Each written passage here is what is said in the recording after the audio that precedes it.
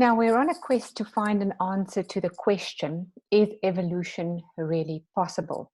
And in our quest, we will learn about mutations, natural selection, who was Cain's wife, and what exactly was the original created kind. In the previous lecture, we learned that the first life on Earth was not simple. The odds against even the components of a cell arising by chance are astronomical. DNA, the computer program or code, is incredibly complex and gives evidence of a genius that far surpasses any program or information storage system produced by humans. Genetic research shows that life did not originate from a single common ancestor, and major groups of animals appear suddenly in the fossil record. Two of evolution's fundamental ideas, that life has a common origin and that major new body types appear as a result of the slow accumulation of small changes, are strongly contested in the light of the evidence in the present. A common and very serious problem in the subject field is that the meaning of certain terms are often misunderstood. And what makes it more challenging is the fact that evolution is almost like a hydra with many heads. But whether we are talking about particular, galactic, chemical, biological, or any of the other 8 epochs of evolution into which the history of the universe is divided on the Harvard's Cosmic Evolutionary website, they are all rooted in a pre-commitment to explain the existence of the entire cosmos without the biblical God. So evolutionists imply that the universe developed by natural processes alone, and that life developed from non-life by purely natural means. But what does the term evolution really mean? Many people simply believe that changes which organisms undergo over time, so that new species are formed, constitutes evolution in action. In school, our children are taught that this is called microevolution. But according to the evolutionist Kerkut, this is actually known and defined as the special theory of evolution. For example, Darwin proposed that evolution must have occurred in the Galapagos finches, which resulted in the formation of the various different species. However, these changes over time within kinds of organisms, which Darwin termed to be evolution, is not evolution at all, but in fact simply adaptations brought about by natural selection. Because although there are various species of finches today, the finches are still finches. In other words, they are still the same kind. They did not evolve into another kind of animal. Now, when using the word kinds, we refer to, for example, a fish kind, reptile kind, bird kind, elephant kind, etc. So taking the dog kind as an example, we are not talking about the various dog species, such as a Chihuahua or a Great Dane, a grey wolf, a coyote, blackback jackal, or a red fox. Those are all species. We are talking about the dog kind as a whole. And that includes wolves, dogs, foxes, and coyotes, and jackal. They are all from the same kind. And although there are various different species of the same dog kind today, the formation of new species, also called speciation, is not evolution. Evolution requires a change of kinds. So let's have a look at another definition, which actually is the most commonly assumed correct definition of what evolution really is. Kerkut explains how, according to the general theory of evolution, we spoke about the special theory, this is now the general theory of evolution. All living forms in the world arose from a single unknown source, which itself came from a non-living form. Breaking this definition down, we can see that evolution involves the origin of life from non-life. But as you've already seen in the first lecture, there is a law called the law of biogenesis, which states that life cannot arise from non-life. Life only comes from life. Kerkut himself had the following to say about the general theory of evolution. This theory can be called the general theory of evolution, and the evidence that supports it is not sufficiently strong to allow us to consider it as anything more than a working hypothesis. It is not clear whether the change that brings about speciation are of the same nature as those that brought about the development of new phyla. The answer will be found in future experimental work and not by the dogmatic assertions that the general theory of evolution must be correct, because there's nothing else that will satisfactorily take its place. The general theory of evolution also implies the slow and gradual evolution of a less complex kind into another more complex kind. This is commonly referred to as macroevolution. Now, the confusion comes in where a fact, such as changes over time within kinds, is deliberately misused in an attempt to enforce the false notion of big changes bringing forth other kinds. The particle to profess a kind of evolution requires very specific genetic and thus biological changes within an organism. In other words, it is not simply change, but rather for a more complex creature to be able to evolve, requires genetic changes which specifically code for new proteins, tissues, and organs, simply through natural processes, namely random genetic mutations sorted by natural selection. So it involves the gradual change of one kind into another. For example, fish kinds supposedly evolved into frog kinds, which evolved into reptile kinds, which evolved into bird kinds, and of course the gradual evolution from some primordial soup into an unknown common ancestor into humans. My apologies, that was a little bit loud. All flesh is not the same flesh, but there is one kind of flesh of men, another flesh of beasts, another of fishes, and another of birds. However, genetics clearly show that one kind could never change into another kind, never have and never will. Interestingly, Charles Darwin knew absolutely nothing about genes because the information did not exist at that time. Now, every one of us has inherited certain traits or characteristics from our parents. The color of our eyes, the shape of our noses and hands, the color, quantity, and structure of our hair, temperament, certain diseases, etc. This hereditary information is stored in the DNA molecule in every cell of your body in very small, very complex particles called genes. So a gene is the basic hereditary unit that occurs in the DNA molecule within the nucleus of every plant and animal cell. And this hereditary genetic information is carried over from one generation to the next. Now, the DNA molecule is in the shape of a double helix structure or a double spiral, and it looks a lot like a twisted rope ladder. If we untwist the rope ladder, you will see how each side of the ladder is made up of nucleotide bases. These nitrogen bases are like letters in a very short alphabet, namely A, T, C, and G. More precisely, it's called adenine, thymine, cytosine, and guanine. These four bases occur in different orders and combinations on the ladder. Nucleotide bases from one strand join with nucleotide bases from the other strand to form pairs or the steps of that ladder, where adenine always pairs or joins up with thymine and cytosine always joins up with guanine. Interestingly, the sequence in which the base pairs occur in DNA forms a code that determines genetic information. In other words, it has meaning. In the same way as notes on a music sheet form a melody, the letters A, T, C, and G form the foundation of genetic properties. DNA contains information for the manufacturing and functioning of every part of our bodies through this four-letter language.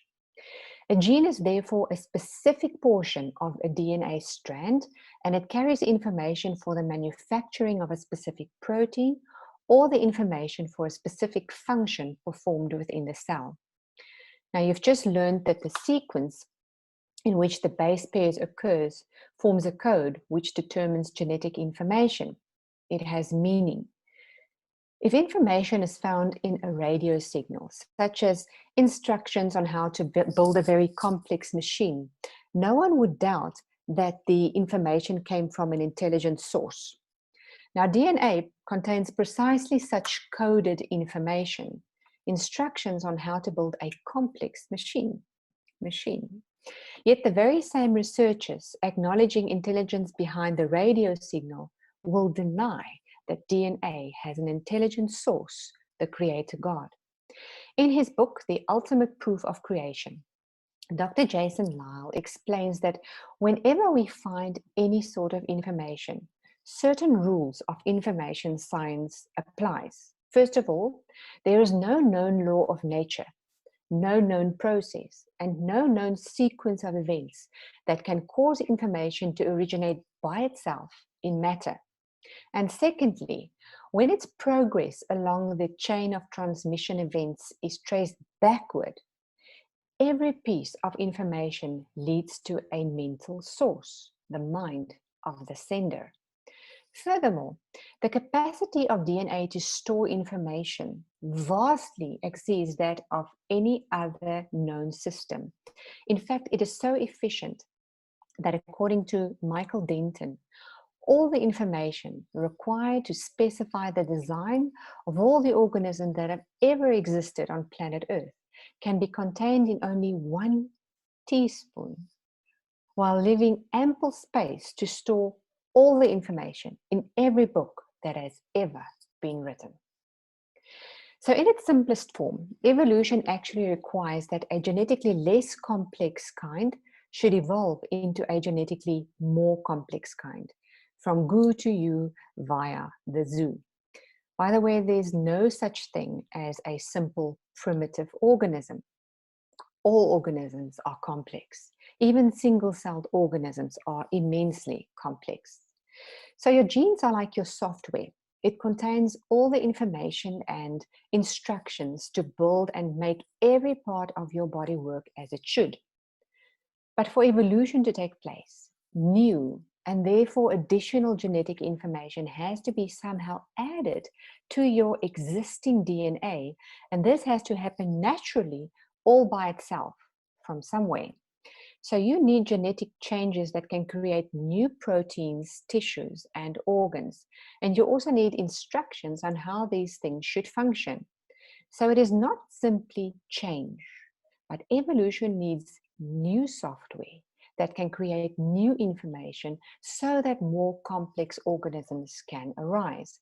And as mentioned, natural selection and random genetic mutations are the main mechanisms whereby evolution supposedly occurred. But the problem for evolution is, however, is that today we know that both of these mechanisms actually cause the exact opposite. Instead of information increasing, these methods cause information to be lost or damaged. In other words, functional genetic information decreases. So organisms are not becoming better and better and better and more complex, but rather they are becoming weaker and weaker and less complex because more and more of their genetic information and variety is being lost by natural selection or lost and damaged by mutations.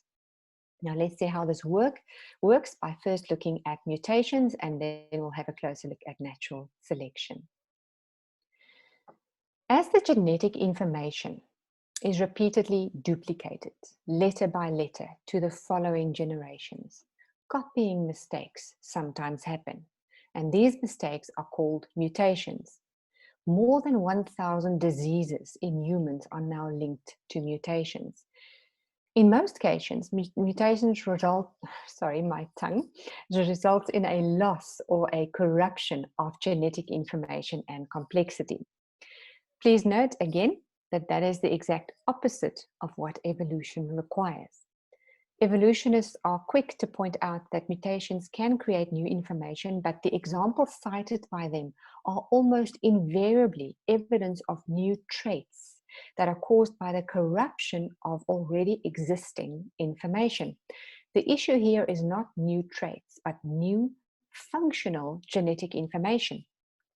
Mutations can create new varieties of old genes, for example, as can be seen in tailless cats and blue-eyed people. But damaging mutations cannot be used to vindicate the molecules to man evolution, because breaking things does not lead to higher function. Even Down syndrome, a hereditary genetic disorder which is the result of an extra copy of chromosome number 21 or parts thereof, does not demonstrate an increase in functional genetic information. Evolution requires new genes, new software, not copies of existing information. When such a mutation mistake occurs, it is carried over from one generation to the next. Over time, these mutations accumulate. In other words, the number of adverse genes increases. The organism does not become better, but it becomes weaker, completely in accordance with the fact that we are living in a fallen world because of sin. This increase in the number of mutations is known as the genetic load or genetic entropy. Now, you can't always see the effects of these mutations. It's only visible if both parents carry the same mutation for a specific trait.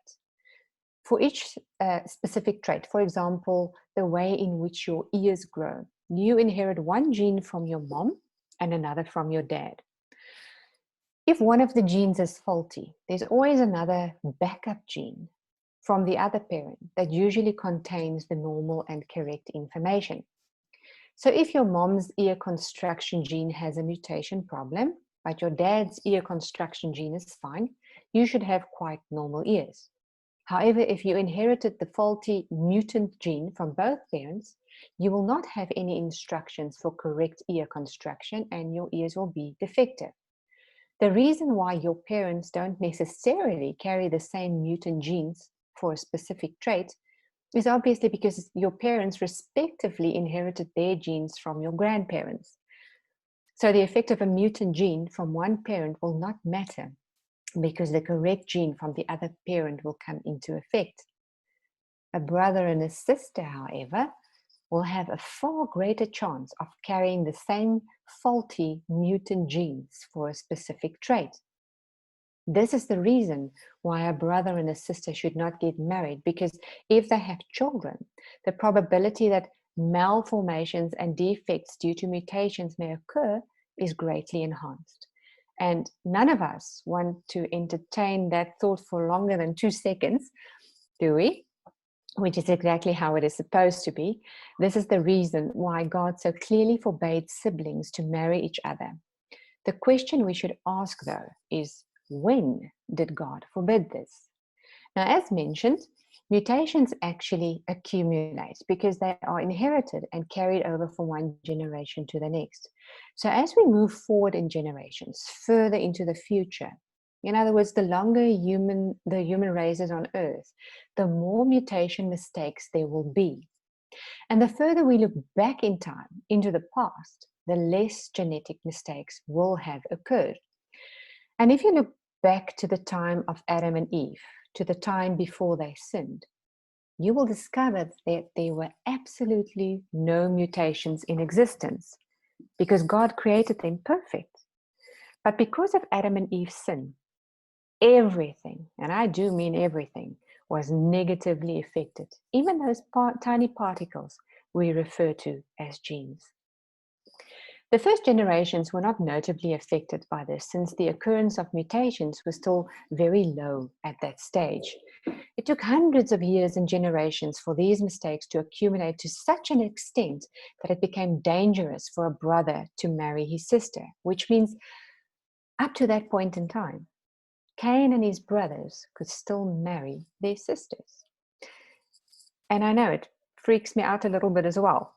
However, if we accept that God created humans once in Genesis 1 and never again thereafter or before Adam and Eve, and since there are only 2 people on earth, the logical conclusion must be that Adam and Eve's children married each other. The Bible clearly states in Genesis 5:4 that after Seth was born, Adam lived 800 years and had other sons and daughters. We know that Adam was 930 years old when he died. Clearly, that was ample time to build quite a substantially sized nation. And it's not as far-fetched an idea as you may be thinking right now. Abram himself married his half-sister Sarah hundreds of years after the flood, which took place around 1,700 years after creation. Yet there's no hint of biological defects in their offspring. Since the fall, there has been a gradual increase in mutations, which explains why God only proclaimed specific instructions on this hundreds of years after Abram lived in the time of Moses. Now, did you know that there has been a shocking increase in birth defects under the Pakistani community in countries such as England?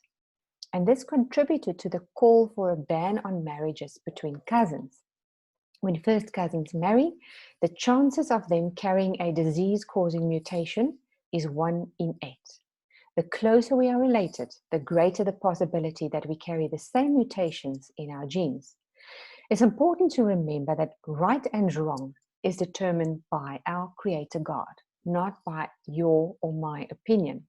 It is obvious that God's instructions in this regard were given out of love to protect us against the damaging effects of these mutations.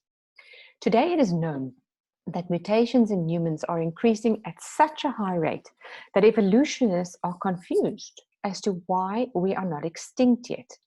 If we consider the rate of mutations today and accept what they say, that we've been on Earth for only 100,000 years already, we should already have been extinct 100 times over, according to the evolutionary geneticist Alexei Kondrashov.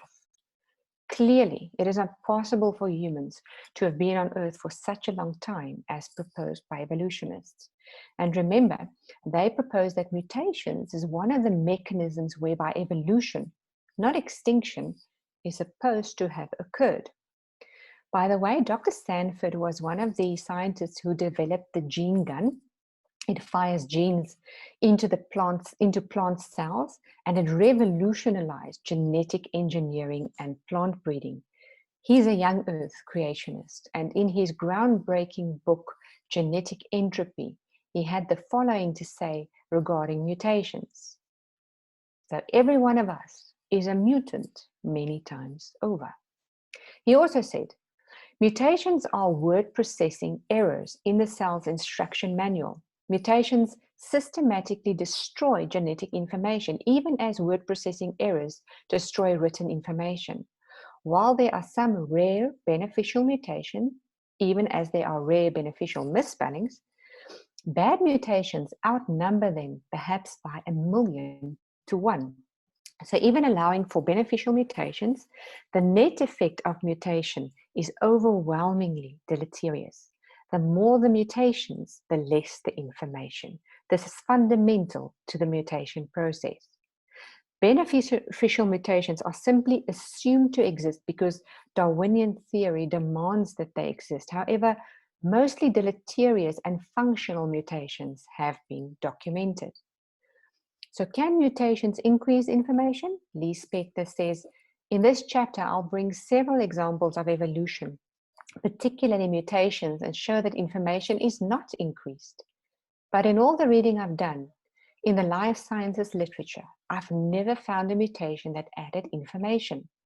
All point mutations that have been studied on the molecular level turn out to reduce the genetic information and not to increase it. The new Darwinians would like us to believe that large evolutionary changes can result from a series of small events if there are enough of them. But if these events all lose information, they can't be the steps in the kind of evolution the new Darwinian theory is supposed to explain, no matter how many mutations there are.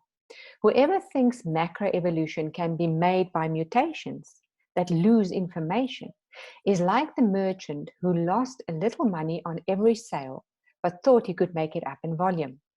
Not even one mutation has been observed that adds a little information to the genome. The failure to observe even one mutation that adds information is more than just a failure to find support for the theory. It is evidence against the theory. We have here a serious challenge to the new Darwinian theory. Okay, so that was mutations. Now, where did all the variety in the world come from? We'll start by looking at artificial or unnatural selection first, and then at natural selection. Living organisms were originally created with an enormous amount of variation built into their gene pool. So your gene pool is the complete set of your genes, your own unique recipe that makes you, you. This gene pool can also be compared to a toolbox, which contains an abundance of solutions to solve present and future environmental challenges. It is mainly in the form of genes which are present but not always expressed, meaning they are not always externally visible in the organism. Examples of variation in the gene pool include the length of hair and horns and legs, the color of fur, and so forth. This variation can be clearly seen in a single litter of puppies or a colony of rabbits. Now, humans have been breeding dogs for a very long time to select particular traits, particular genes. This selective breeding is in fact unnatural or artificial selection. And although there are a very large variety of different dogs today, dogs are still dogs. By continuously selecting and breeding smaller dogs with smaller dogs, we might end up with something like a Chihuahua. Or by continually selecting and breeding larger dog with larger dogs, we may end up with something like a Great Dane. The natural gene variety within the gene pool of the original dogs that we began to breed with becomes diluted in the process. It is reduced. Since we are only breeding with dogs that have the specific traits that we want, be it large or small size, long or short fur, etc., so that eventually Great Danes no longer have genes for small size, and Chihuahuas no longer have genes for large size. The unwanted genes have thus been selected out and were lost, together with a whole range of beneficial genetic variation when the previous dog generations died, consequently leaving both breeds, the Chihuahuas and the Great Danes, with less natural genetic variety in their gene pool than were present in the original kind from which they were bred. So all the specialized or inbred dogs are actually poor in gene variety because each selection causes a further reduction in variety. The toolbox is being emptied with less solutions to future environmental challenges. And this is also the reason why these dogs have so many genetic problems. For example, German Shepherds and Rottweilers struggle with their hips, with hip displacement, while racehorses get sick very easily. Okay, so we now spoke about selective breeding, which is actually artificial selection. Let's now have a look at natural selection. This is similar to selective breeding, except for the fact that selection from the pre-existing gene pool is now influenced by nature or by environmental conditions instead of by humans. Now, below each dog, there is a single gene pair for a specific trait, in this case, fur length. And these genes are in two possible forms. One form of the gene, the L, carries instructions for long fur, and the S for short fur. L and S together means medium length fur, two L's together means long fur, and two S's together means short fur. Now, the original dog or wolf kind had information for a wide variety of fur lengths. The first animals probably had medium length fur, which is why there is an L and an S pair under each dog. Now, in the first row, we begin to breed with animals that have medium length fur. Each of the offspring can inherit either gene from each parent to make up the two genes for the specific trait, in this case, hair length. In the second row, we see that the resultant offspring can have either short or medium or long hair. Now, suppose the climate started to change by becoming drastically colder, such as during an ice age. Only the animals with long fur will survive and produce offspring in line 3. From then on, all the dogs will be of a long fur variety. In other words, they are now adapted to their environment, more specialized than their ancestors in row 1, yet with less genetic variation in their gene pool, since no new genes were added, but genes were lost from the population when the previous generations of dogs in row 1 and 2 died. And this happened because of adaptation through natural selection. This long fur population will not be able to adapt to a warmer climate in future, since the gene carrying instructions for short fur had been lost. Let's look at a specific example. The Arctic wolf lives in very cold conditions beyond the Arctic Circle. They have thick, long coats, small ears, and short legs to prevent them from losing too much body heat. They had the correct genes in their genetic toolbox to adapt to the specific climate, giving them a survival advantage over animals without these genes in the same climate. One group of animals survives, while the others, with short coats, big ears, and long legs, eventually died, and together with them, a whole range of genetic variation. On my lovely African, well, it's not that warm at the moment, but on our relatively warm African continent, the wild dog has large ears, a much thinner coat, and longer legs. A wild dog would never have survived close to the freezing pole areas because they are not adapted to a cold climate, while the Arctic wolf would probably collapse and die from heat exhaustion in our country. Do you see how the climate had an influence on the natural selection of dogs with the required genes to survive in two completely different environments? This is what we call natural selection.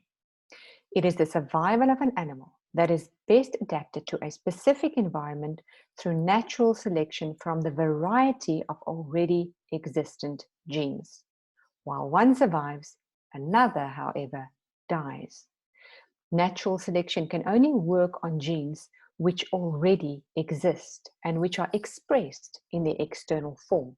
So to summarize, no new genes are added through natural selection, but genes are lost from the population. This is the opposite of what evolution requires. The population is therefore now less adapted to future environmental challenges.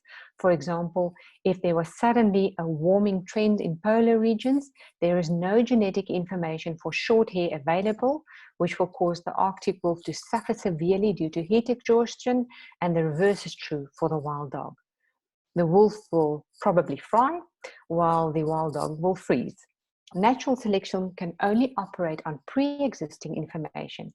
It cannot create. It is not natural invention.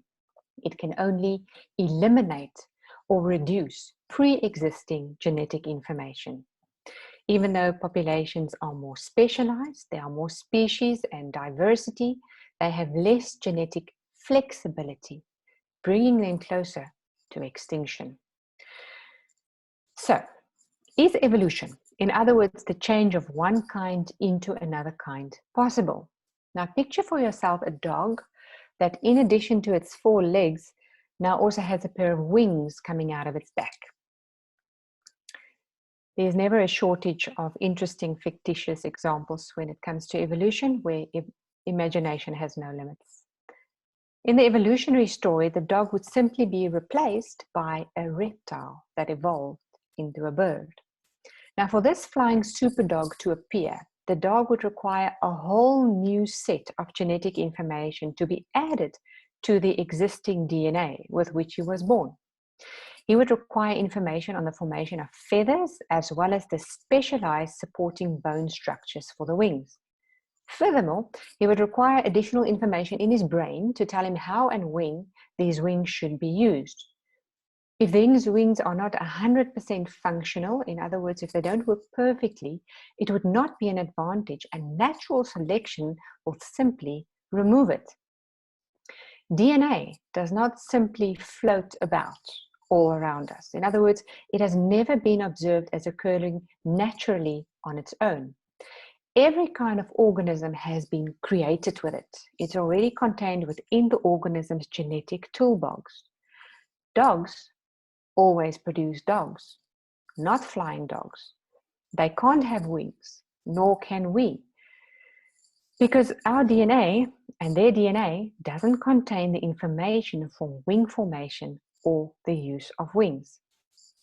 Evolution requires the generation of radically new functions, not simple changes, but incredibly complex ones, such as converting sugars into energy, or how to absorb the energy in sunlight and store that in sugar molecules. To do this, evolution is called on mutations sorted by natural selection. Species are not unchanging. There are various mechanisms such as natural selection and mutations which cause changes within plant and animal populations.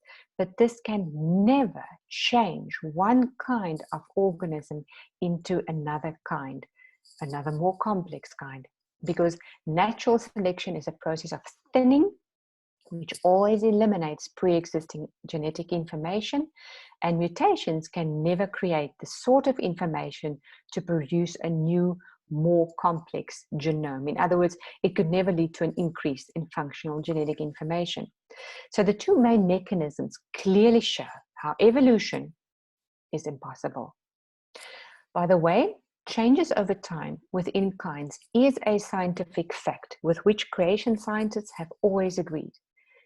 But agreeing with natural selection and speciation is not the same as agreeing with evolution.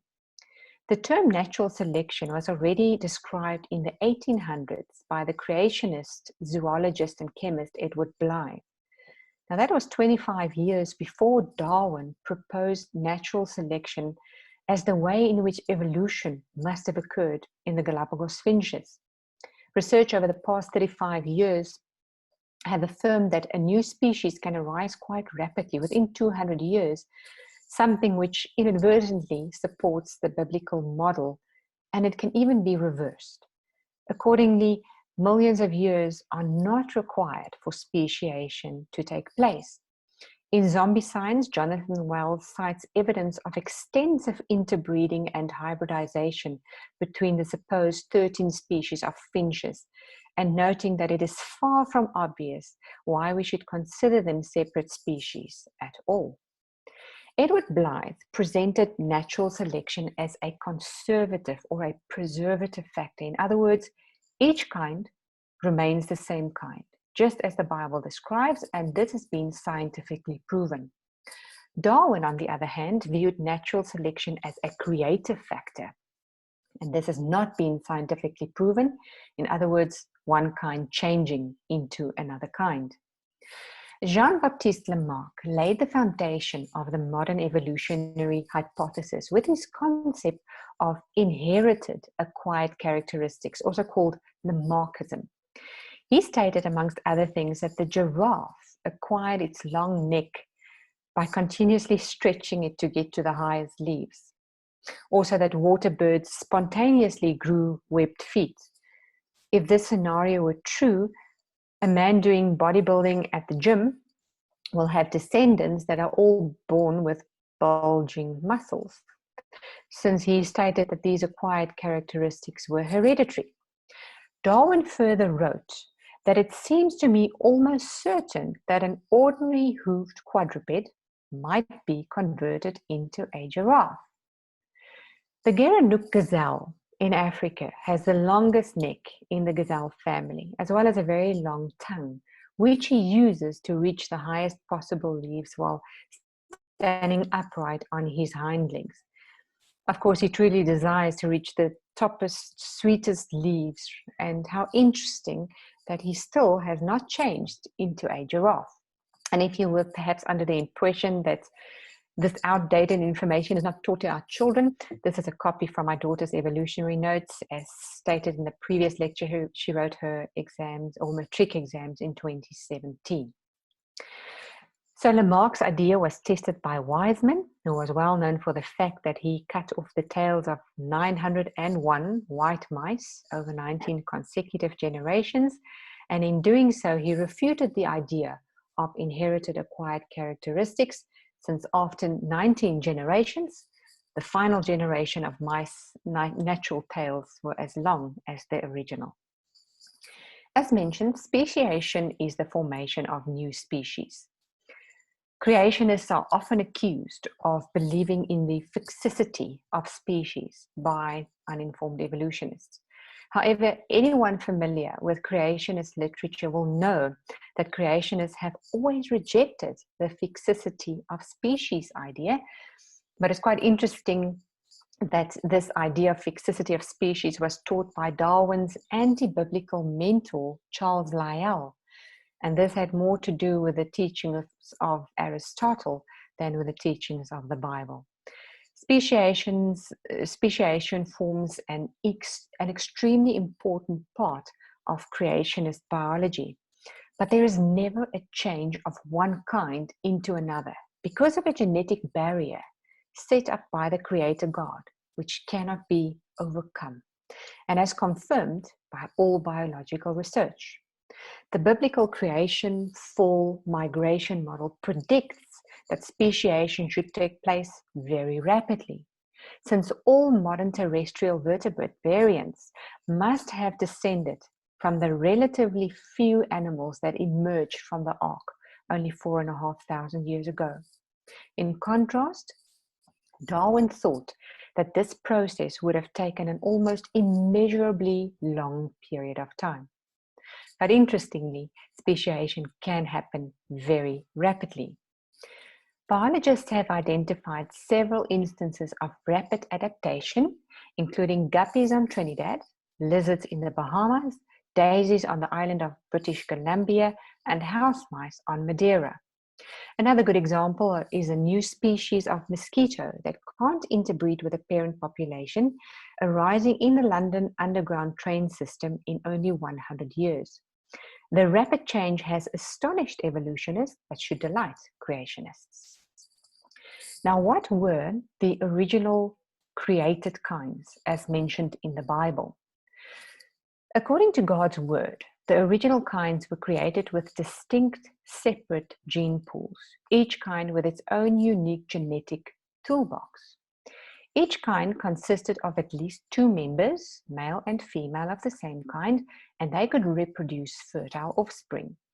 One kind, such as a cat kind, cannot mate with another kind, such as a dog kind, to produce fertile offspring. The biblical kind were created with an enormously large amount of genetic variation, and thus potential for variation in their gene pool or in their toolbox. Adaptations do occur, but these adaptations are always limited to occur within the specific kind.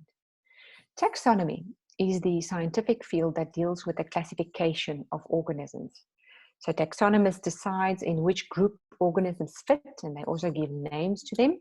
One well-known taxonomist was Carl Linnaeus, and he is generally known as the father of taxonomy.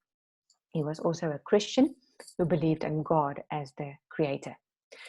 Linnaeus believed that he was God's chosen instrument for revealing in a precise way the divinely ordered works of creation. His writings have many references to God as the creator, and he clearly indicated in his system of classification that there are no transitional forms. In other words, one kind gradually changing into another kind, but only clear, definite categories, separate from each other. The word confirms this. 1 Corinthians 15:39, all flesh is not the same flesh, but there is one kind of flesh of men, another flesh of animals, another of fish, and another of birds. Theologically, man is to be understood as the final purpose of the creation, placed on the globe as the masterpiece of the works of omnipotence, contemplating the world by virtue of sapient reason, forming conclusions by means of his senses. It is in his works that man recognizes the Almighty Creator, the all-knowing, immeasurable, and eternal God, learning to live morally under his rule, convinced of the complete justice of his nemesis. In the Linnaean binomial or two-name classification, The scientific names for plants and animals consist of two parts, namely the genus and the species name. So the genus is almost like its surname, and the species is like its specific name. The scientific name for mankind is Homo sapiens. It means the wise man, but we don't always deserve such a flattering name, since we often do some really stupid things. The lion's surname and name is Panthera leo, whilst that of the leopard is Panthera pardus. So both the lion and the leopard are therefore classified under the same genus, Panthera, and both, together with all the rest of the cat species and variation, are also classified under the same family name, Felidae, the cat family. Then they are further grouped into the same order, class, and phylum, and eventually the animal kingdom, and that's how it's done for all animals. But we don't want to focus too much on that detail. We're only interested in the species, the genus, and the family level of classification. So there are more species than genera, and more genera than families. Scientists differ on what exactly a species is. There are reportedly at least 22 species definitions in use today. But in general, biologists define a species as a group of organisms with genetic and morphological similarities that can mate and reproduce. However, keep in mind that the term species is a modern concept. Creationists who begin with the Bible understand that God created different kinds of organisms that could reproduce according to their kinds. Now, the biblical kind was larger than the modern species of today, not necessarily in size, but in terms of the remarkable amount of potential for variation with which each original animal kind was created, likely to adapt to the major environmental changes that occurred after the flood. So the boundaries of the original created kind does not always correspond to any man-made inconsistent classification system such as the species, genus, or family, because various organisms classified as different species and even genera can, however, crossbreed and even produce fertile offspring. This means that they are in fact the same species with several different varieties. Therefore, if two creatures can interbreed, at least up to hybridization with true fertilization, then the two creatures are regarded as descendants from the same created kind. Cats, dogs, bears, and dolphins are all examples of animal kinds, but each one includes various species. The biblical record, or the lists of animals in Leviticus, indicate that the original created kind was equivalent to the subfamily or family level of today's classification, at least with regards to birds and mammals. This has been scientifically verified through various documented case studies of hybridization between different species and genera. Creation biologists generally use the term Barrowman to describe the original kind. Evolution teaches that all the species in existence today, including humans, are the descendants of one original unknown kind, and they present this evolutionary process as a tree. However, in creation science, there's not only one giant tree, but rather an entire forest full of trees, where each tree represents an original created kind, the wolf kind, the elephant kind, the dog kind, etc., while the branches and smaller twigs represent all the subspecies and variations of that original kind. Stephen Jay Gould, a professor in geology and paleontology from Harvard University, said the following about the evolutionary tree. The evolutionary trees that adorn our textbooks have data only at the tips and nodes of their branches. The rest is inference, however reasonable, not the evidence of fossils. In other words, everything below this green line is inference. It's not based on fossils.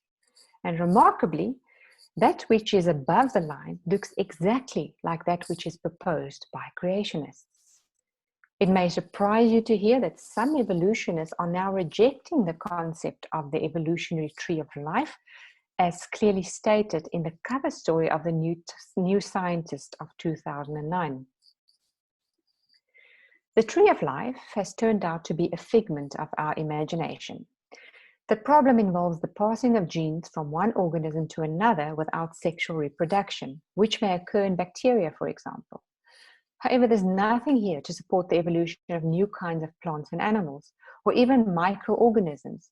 And evolutionists are not rejecting evolution, as the New Scientist article states. Downgrading the tree of life doesn't mean that the theory of evolution is wrong. It's just that it's more complex than Darwin imagined. Now, this diagram represents one of those trees in the forest as proposed by creationists. So let's look at dogs again.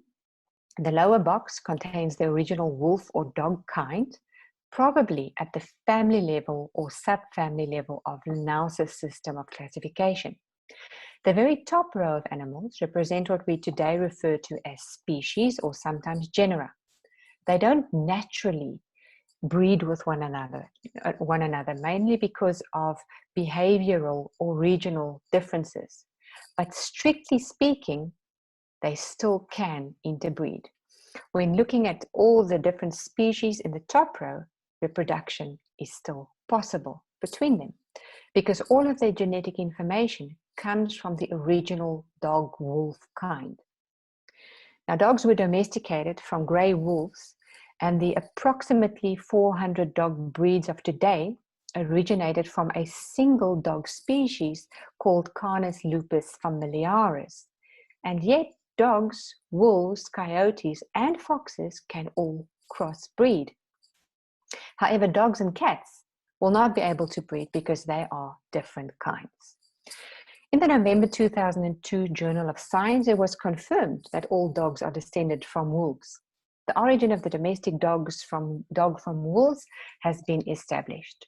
We examined the mitochondrial DNA sequence variation among 654 dogs, representing all major dog populations worldwide, suggesting a common origin from a single gene pool for all dog populations. In other words, a group of living organisms such as wolves, dogs, foxes, etc. belong to the same original kind on a family level if they are descendants of that same original gene pool. And we can test it. A horse and a donkey can crossbreed to bring forth a mule, so they are of the same original kind.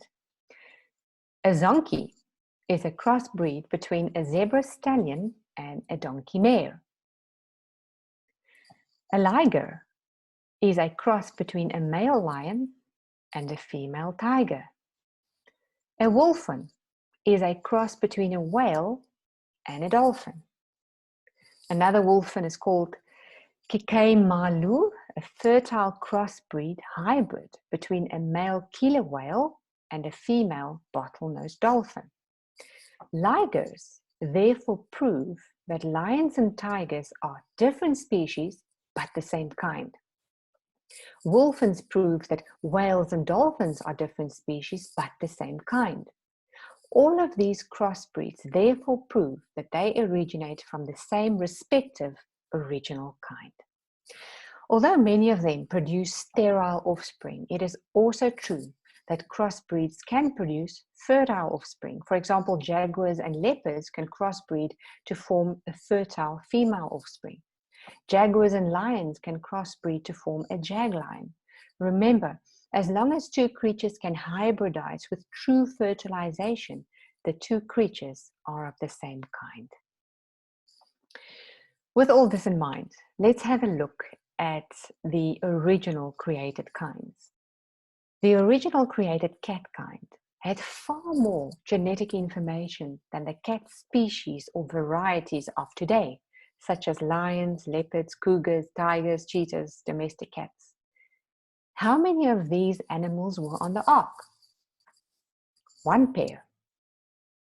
The original created elephant kind had enough genetic information to bring forth all the various elephant species, African elephant, Indian elephants, mammoths, mastodons. How many of these animals were on the ark? One pair.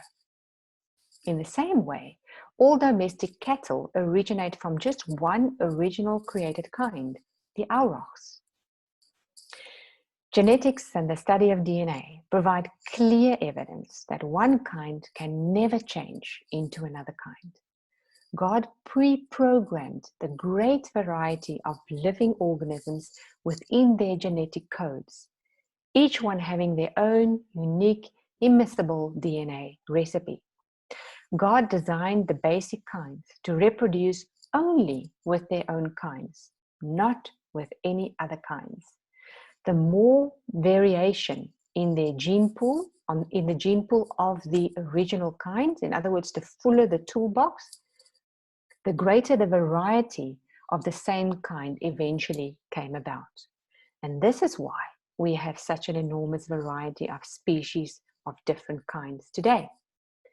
The fantastic range of genetic variety within all the original created kinds is more than sufficient to explain the variety and number of living organisms on Earth today, and to enable them to adapt to various environmental conditions. But the offspring or the various species of fish are still fish, frogs are still frogs, apes are still apes, and humans are still humans, although great variation exists within these kinds. Based on the species level of the standard classification system, it would seem as though there are far too many animal varieties today than could possibly have fit into the ark. These, however, are only varieties of the same original kind on the family level of classification that was on the ark. So we've been on a quest to find an answer to the question, is evolution possible? The answer is unequivocally no. Evolution is clearly loaded with fairy tales that are believed by children and adults alike. So is the frog that changed into a prince still a fairy tale today? I want to repeat the words of Professor Louis Bonnour. Evolutionism is a fairy tale for grown-ups. In this slide here is my brand new full color and comprehensive children's book on the biblical creation for ages 12 and younger. The book consists of 3 parts. In part 1, we take a stroll through creation week. In part 2, we deal with destruction. We talk about the fall, the logistics of the ark, possible conditions before, during, and after the flood, with specific reference to the rapid formation of mountains and valleys, the survival of animals and people after the flood, races, and the number of people on earth today. And then lastly, we talk about the most important subject, redemption, the ultimate goal of creation science. Only Jesus is able to be our savior, since he is also our creator.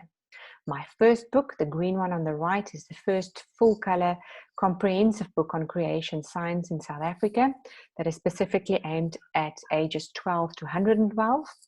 The first edition was published at the end of 2014, and the third edition is now available in Australia and surrounding areas. They also mail books to Europe.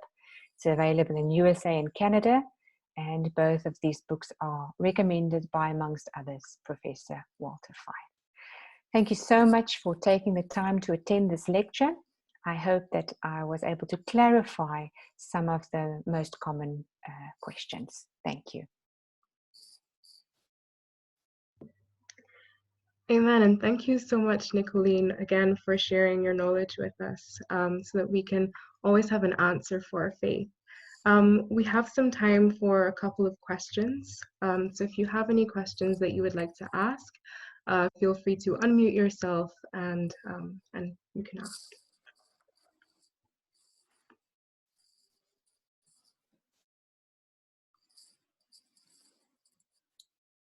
There's a question already in the chat.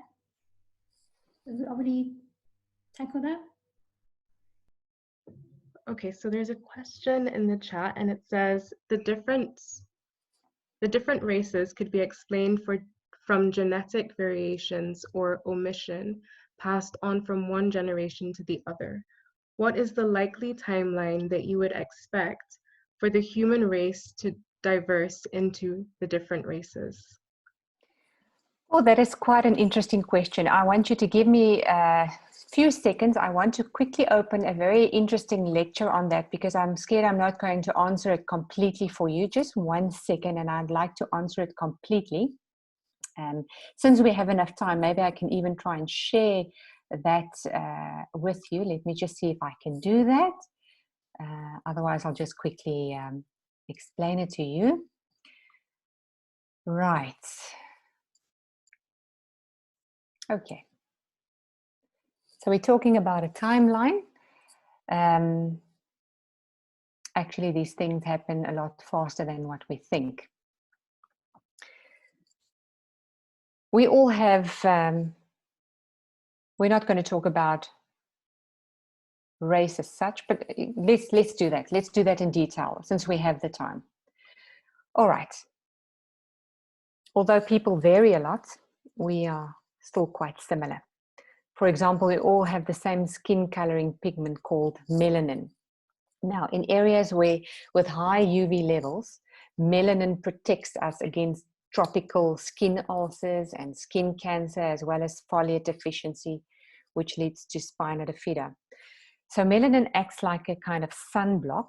The more you have, the darker your skin, and the longer it takes for you to burn in the sun. The less you have, the lighter your skin, and the easier it is for you to burn in the sun. So no one really has a black or a white skin, but rather it has more or less melanin. And of course, we have many other things in common too. Now, Adam and Eve was likely mid-brown with brown eyes, brown black hair. And interestingly, most of the world's population today is mid-brown. A medium skin color is generally suitable since it is dark enough to protect against skin damage, yet light enough to allow vitamin D production. So after the flood, until the time of Babel, there was one language and one culture group, which effectively means that there were no barriers that kept people from intermarrying. And this would tend to keep the skin color of the population away from extremes. Now, once again, people were disobedient to God. They didn't listen to him when he said that they should spread all over the earth and fill it. Instead, they built themselves a huge tower, the Tower of Babel. But God obviously easily outsmarted them. So while they were still happily building away at the Tower of Rebellion, God decided then and there to confuse their language. And all of a sudden there was all of this confusion. It seemed as if no one could understand one another anymore, and the work on the tower came to a grinding halt. Eventually, certain people heard others speak a language that they could understand, so they obviously grouped together, and they moved away to go and do their own thing. So at Babel, God suddenly and miraculously programmed different family groups to speak totally different languages. In Genesis 10, we read that Noah had 16 grandsons. So this was most probably the number of languages that God supernaturally created at Babel. So when God confused their language, it caused the population to break up into smaller groups, which spread all over the earth. In the 4,250 years since then, as people groups moved away and they became more and more separated from one another, these original languages have gradually changed and split into the 7,000 or so languages that we have today. Now, let's get back to Babel. These groupings of similar languages spread out in all directions, some of them to Asia and Europe, others to Africa and Australia, and others to Northern and Southern America. Within these groups, some would have had the same skin color, but there was also a lot of variety. But even though there was a lot of variety, it's unlikely that every small group would have carried the same broad range of skin colors as the original ancestral group present at Babel. So one group may have had more dark genes on average, and another group more light genes. And since they would have probably chosen to intermarry only within their own language group, these differences would no longer be averaged out as it was in the ancestral population at Babel. Now you can find various maps of skin color. It shows the distribution across the world. But it gives you a good idea of the historical distribution of various skin colors. As the groups migrated away from Babel, they encountered new environments, quite extreme environments, I would think. More than one of these groups could have reached the warmer parts of Africa or Australia. If there were people in the group with a very fair skin color, their skin would have been more prone to sunburn than those with darker skin, since they have less melanin to protect them against the sun. Those who were unable to reach cooler areas or areas with more cloud cover would have eventually suffered from skin ulcers, skin cancer, and folate deficiency. Scientists have discovered that UV light actually destroys folate, which is an important vitamin in preventing spina bifida. And this could ultimately have led to fair-skinned people being too sick to have children and eventually dying without producing offspring. Eventually, there would have been mostly people with darker skin in, for example, Africa and Australia, since they were better adapted to those harsh tropical climate conditions, because obviously they had more melanin in their skin. Some obviously would have moved to the northern parts of Europe, which is obviously much colder and more cloudier with far less sunlight during the day. As all people need some sunshine on their skin so that they can produce vitamin D. People with a lighter skin only need a little bit of sun to do so. But people with darker skin need more sunlight, since their darker skin prevents them from absorbing too much sunlight. Remember, melanin acts as a kind of sunblock. Consequently, because people with darker skins would not have been able to reproduce enough vitamin D, they would be less healthy and have less children. The Neanderthals of Europe show evidence of rickets, which is a symptom of vitamin D deficiency. So, in other words, now the people with lighter skin were mainly in the cooler areas with lots of cloud cover, since they were better adapted to the climatic conditions. So I don't know if that answers the question.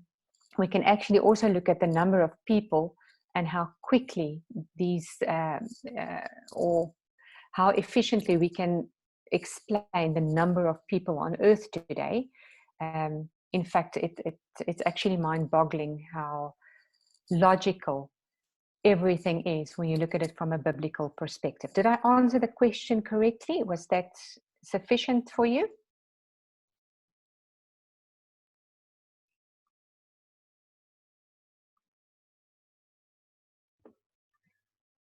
Okay, so the person who said yes in the chat. Are there any other questions that the attendees would like to ask? Hello. Hello. Yes, I have a question about like all these things and implications of creationism and genetics. Like, does that what's the practical application for that for us humans? And there's also one interesting thing I read about Wikipedia that's called hybrid vitality. It's where you have like two very different animals, and then they produce offsprings that supposedly has better genetics, apparently. So can you please comment about that? Okay, so on your last question, they will only be able to hybridize if they are of the same kind. And as in the lecture, as I explained, the more animals are inbred, the less genetic variety they have. If we just take the example of the Chihuahua and the Great Dane, both of them have less genetic variety in their genetic makeup than the original parent population from which they were bred. Now, the only way to increase their genetic variety would be to crossbreed them with some other dog kinds. This would increase their genetic variety, because essentially when you are selecting animals for breeding, you are selecting certain traits, but that comes at the cost of other beneficial varieties in the genome. You also lose a lot of beneficial information.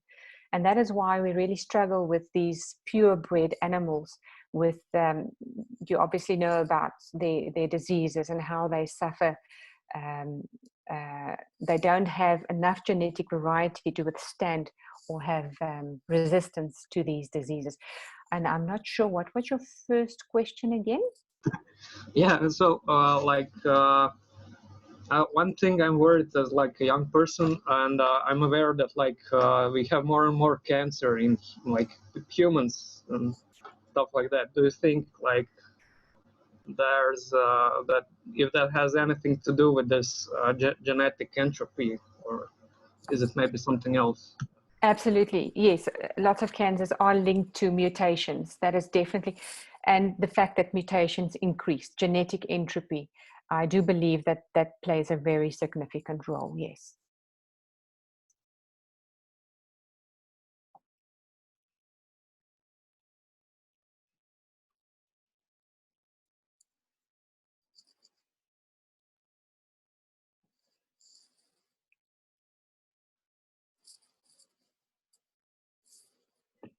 Okay, so someone has asked, how do evolutionists deal with the genetic impossibility reasoning you outlined today? Are there any cracks in their science? Wow, well, that is a very good question. I can just, from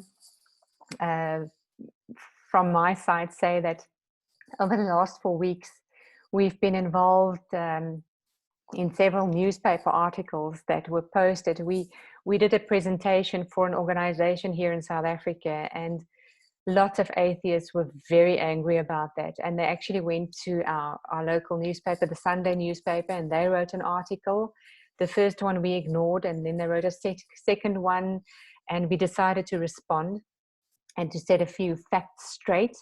And you know, whenever you do something like that, you know that you're putting yourself out there for attack. So we were ready for that, because for us it's important for the man on the street to realize the problems within that hypothesis, the evolutionary hypothesis. But they basically they never really address our specific points.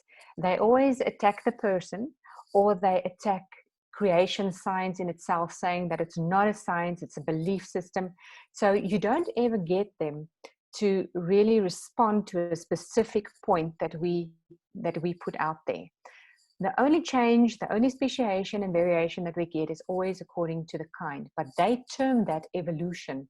And then when we say, but we don't believe that evolution is possible, meaning one kind changing into another kind, then we are told that we don't believe in science, that we are not scientific, we are pushing a religious agenda. So they always come up with some sort of excuse that is not factually based.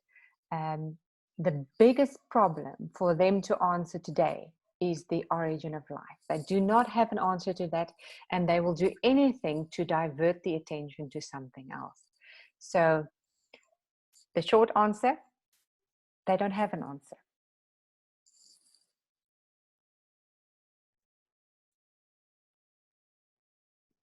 Thank you. My pleasure.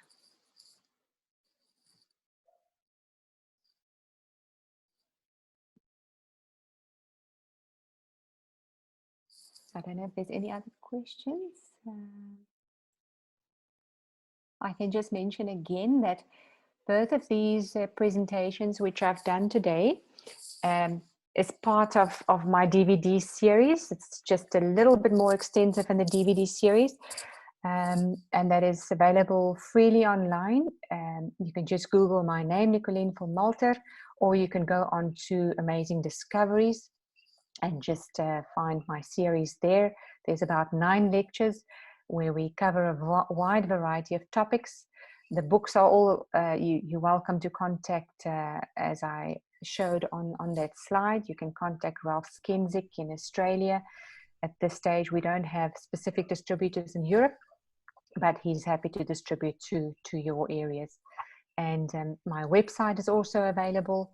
So any questions you might have, I'll try my best to answer, or at least direct you in the right direction. This field, what makes it challenging is it covers such a wide variety of topics. And there's not a qualification in creation science. It basically boils down to what is your specific field of interest, and you basically zoom in on that. And if I remember correctly, you were interested in the age of the Earth. Am I right? I am, but that's not the question I have now. Okay. Douglas has a lot of good questions, and he wrote another one down in the chat. He says, right. If all of the animals came out of the same ark, how did kangaroos arrive in Australia only? Or animals, a unique type found in only a certain continent? Yes. All right. There's lots of explanations for the marsupials diverting to Australia. Conditions after the flood were quite harsh. For a time, there were land bridges available, making it possible for animals to migrate to other parts of the world because of the ice age. Okay? Lots of water was actually, after the flood, was actually captured in those ice caps. So for a time, land bridges were available.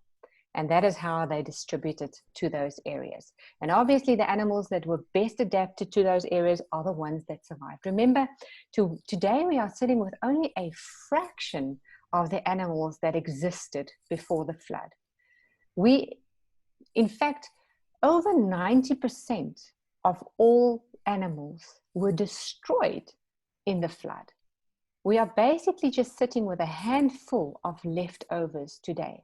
And still, we have such enormous variety, which to me speaks of God's grace in, not destroying everything. He could have destroyed every flower.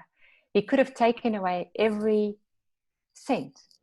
But still, even in a fallen world, he has given us this variety, showing us that his grace is still available to us. I'm just going through the chats now to see what I've missed. I haven't really looked at them. No, I think we covered most of it. Did I? That's good. Yeah. I have a quick question, because what I found when I'm listening to you is I find it all very interesting, but I know that once I leave this meeting, I probably may be retained to pursue it. I know. I struggle with the same thing. So I'm looking at your book. I mean, when you just showed it, I'm wondering if that's because it says ages 12 to 112. So I'm guessing it's going to be easy to understand. Yes. And I was also wondering if it maybe deals with the timeline, because I went to school and in the timeline they showed me that the flood wasn't in there. So when you said ice age was after the flood, like, oh, okay, I didn't know that. So does your book deal with the timeline and where the flood was? Yes, absolutely. The flood is about 4,500 years ago. Actually, the whole flood model is such an involved process. I explained it in my DVD series as well, but the book is quite extensive. It's about 12 chapters. We touch on everything. And I did approach it with the reasoning that I wanted to reach the non-scientist. If I talk about the sedimentary strata, you need to understand, I only see now how dark I am. You need to understand what the sedimentary strata are. Sorry, let me just open a little bit. It's a little bit better. And it's only in the sedimentary strata, which is laid down in water, that you find your fossils. In the what? In sedimentary strata. So all those things, 70% of the world actually consists of sedimentary strata. And immediately you have to ask yourself, why? Why is 70% of the Earth's surface covered in sedimentary strata? And you only find fossils in there. The sedimentary strata were formed because of the flood. So the sedimentary strata, in short, is like the burial ground of the flood. It's only there where you find fossils. So I think it's good to read the book because you need to have something to fall back on. But I think most people these days prefer to have a DVD. Is that right? So I don't know, should I put a link in the messages here? Yeah. Would that be helpful?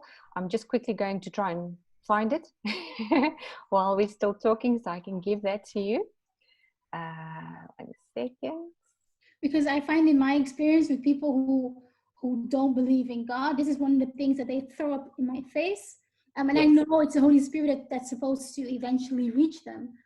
But it would be really good if all I can say is not just Of course. And I really want to encourage you that, okay, I've just put it privately. I'm sorry, that was wrong. Let me just put it to everybody else. Everyone. The problem is, if we cannot believe Genesis 1 verse 1, why should we believe the rest? And God calls upon us to be ready to give an answer. And to do that, we need to equip ourselves with knowledge. So I want to encourage you, my field, you don't get a qualification in creation science. It all boils down to doing Bible study and equipping yourself with this knowledge, looking at trustworthy DVDs, reading the right books. And for me personally, I think I learned the most from people's questions. Don't ever be scared of a question if you don't have the answer. Go and find that answer. Tell that person, I don't have the answer, but I'm going to find it. And you actually find it for yourself first, because piece by piece, that is how you're going to learn. So the most important aspect about this talk today, there's two mechanisms. Evolution requires a less complex kind to change into a more complex kind. And the methods they propose should increase information for that to happen. But the methods does exactly the opposite. That is the crux of today's lecture. The crux of the first lecture, I would say, is the fact that they do not have an answer for the origin of life. We have a law, the law of biogenesis, which says life cannot come from non-life. And that takes away their whole foundation. They try to ignore that part. Some of the answers that they come up with is panspermia, that life was seeded here by aliens, and that's how intelligent life began here. So it's preposterous, some of the things that they propose. And if you go down to the basic level, I've come to the conclusion that people's rebellion against the creator God only has to do with the fact that he is the moral lawgiver. Because the moment you recognize the creator, you have to recognize that he is the lawgiver and he has a standard. And people want to be their own God. They don't want to bow before the authority of a creator. Well, thank you. There's a new question in the chat. Okay. Well, then, okay, the biological, I think we really covered the biological evidence in this lecture. And as mentioned in the previous lecture, the amazing discoveries of biological tissue in T-Rex bones. It's not supposed to be there. Soft, stretchy, pliable blood vessels, red blood cells. They could still squeeze them. How is it possible for those things to still exist if dinosaurs died 65 million years ago? So In fact, some people say that the discovery of DNA should have ended the debate between creationists and evolutionists. So biological evidence is 100% on our side. Remember, there's a genetic barrier set up by the Creator that cannot be crossed. One kind cannot reproduce with another kind, and it cannot change into another kind.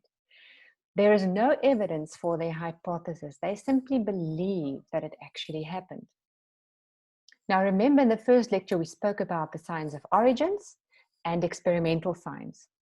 Now, if we use experimental science, where we work with what we can see today, we can today prove that the same kind remains the same kind. The burden of proof is on the evolutionists to show us of one kind changing into another kind. They've never been able to do that. There's quite a few dubious examples being presented by them. But remember, when they're looking at fossils, they are interpreting them through their evolutionary lenses. And the number of fraudulent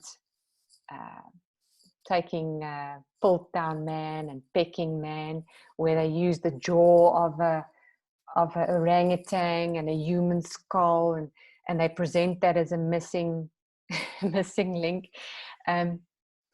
The numbers of fake missing links is enormous. So yes, there's philosophical grounds, theological grounds, and there is definitely biological grounds whereby we stand firmly against the evolutionary hypothesis. No one was there to observe it happening. It is a belief system. There is no evidence of it. All we can see today is one kind reproducing after its own kind, exactly as the Bible says.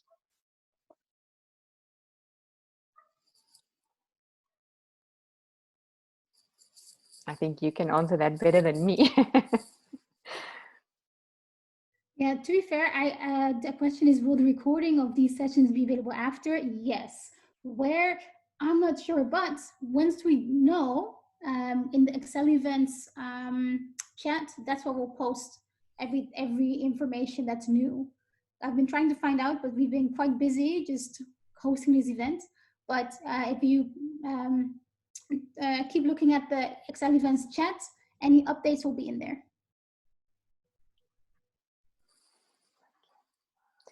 I would love to know whether this information actually made sense, even to people with no scientific or biological background. Did it make sense? Because it did. All right. I think the biggest mistake we can make is to, in any way, talk over people's heads.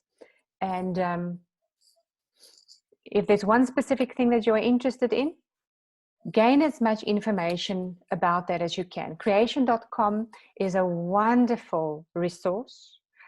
Answers in Genesis, a wonderful resource. They all have a search block. You just type in a keyword of whatever you are looking for, whatever it is. And lots of articles will come up that are specifically written in, shall we say, a non-threatening way. Don't let that stop you. We are all able to understand this with our Heavenly Father's assistance and discernment, and He will teach us. We just need to be willing. That's good. And that's what I'm going to take away from this, because like you were saying, I know that from questions we can learn a lot. But up until this point, I found this kind of material is very overwhelming. Yes. And today, some of it was still overwhelming for me, but I was also not completely focused the whole time. But there are some words I didn't understand. There were some concepts that are new to me, but I felt like, hey, there's part of this that I can grasp and take it to someone and explain it as well. And I wrote down some things that I'll be able to use. So I'm grateful. Wonderful. That's good news to me. Thank you. There's not a question. Nicolene, I just wanted to thank you for a very clear lecture.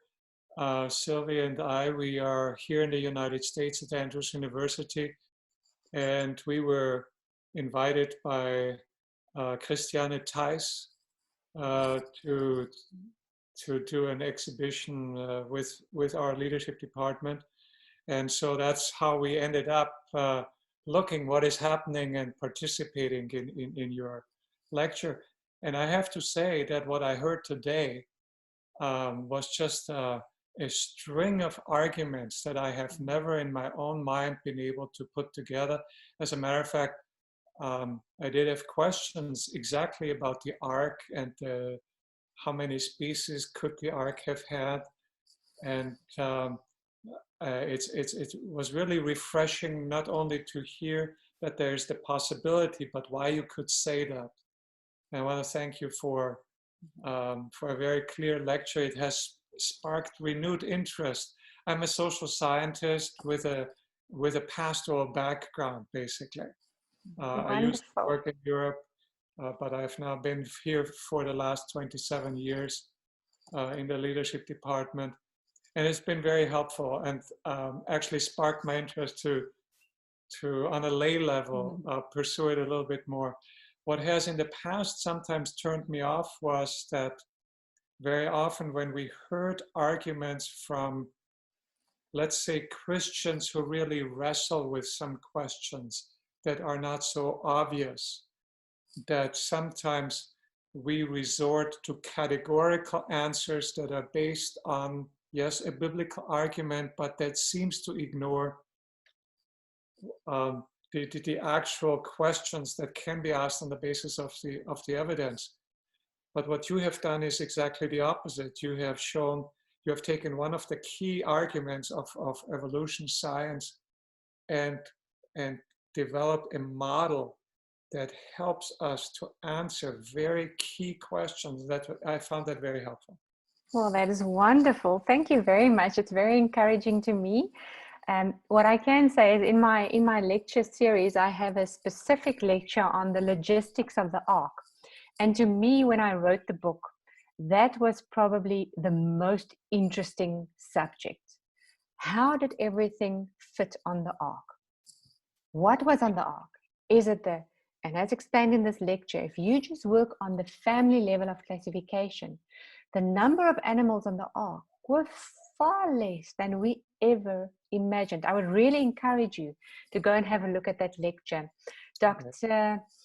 Woodmore-Rappy wrote a wonderful book entitled